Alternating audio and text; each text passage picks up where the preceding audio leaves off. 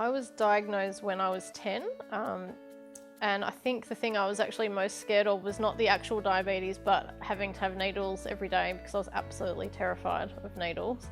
I didn't even do my own injection for the first year, so I think the diagnosis was probably much harder on my poor mum that had to manage everything and do my injections. So I only found out about insulin pumps probably when I was about 20.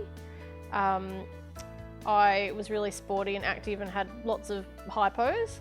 And my diabetes educator started talking to me about pumps, saying they might be much better for me with flexibility, managing hypos. Took me a few years to come around to the idea, but no, so I went for 10 years of having diabetes before I found out about pumps. I decided to start using a pump after a few things happened. I had a seizure on a bus in Melbourne, which was a bit scary, and my grandfather had type 2 diabetes and he passed away as a result of complications. So it was probably those two things that made me kind of kick into gear and say, I think I'll start using the pump, I'll be able to get my control better. I was told that if I went onto the pump and I didn't like it, that I could go back to injections, but I would never change back now. It's much more flexible than injections. Having the pump has helped me eliminate all the spikes in my blood sugars. I used to go high, then quite low, then high, then low, almost all day, which would make me quite tired. But since being on the pump, it's leveled that out a lot. So there's much less high and low spikes. At first I was really worried about having the pump attached to me. That was probably one of the main reasons I didn't want to go on it. But to be honest, after a week, it was just something that I was used to. It was just another thing, like putting on another item of clothing. There's always somewhere to put it, whether it's in your pocket or I keep it in my bra. It's really easy to get used to.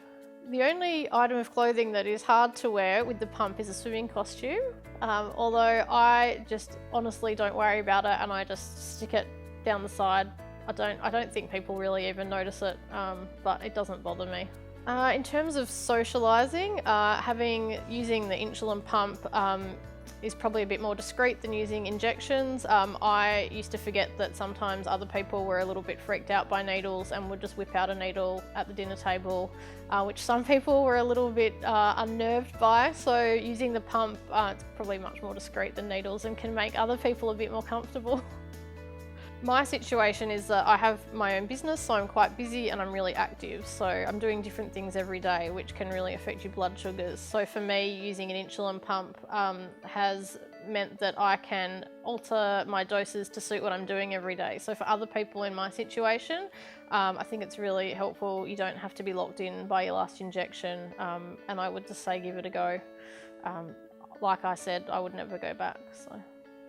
If I had to choose one benefit of the 640G system for me, it would be when using SmartGuard, that when your blood sugars start to rise again, that the pump automatically turns back on, because I used to suspend my pump when I was going low and would quite often forget to turn it back on, which meant that I would go high, which is not what you want. So the fact that this one automatically turns back on, that's a massive benefit for me.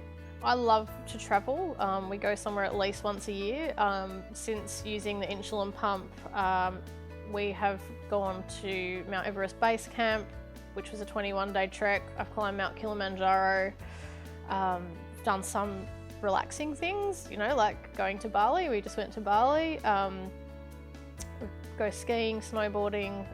So having a pump helps with all of that, because I can adjust my dosages to what I'm doing on any day, whether it's lying by the pool or snowboarding or trekking. Having the 640G system has made a difference when I go to see my endocrinologist or my educator, because I can really easily upload the information from the pump. So all your blood sugar readings are stored in your pump and they can easily put it on their computer. So it eliminates you having to write down in a book every blood sugar reading you do. So that's quite helpful.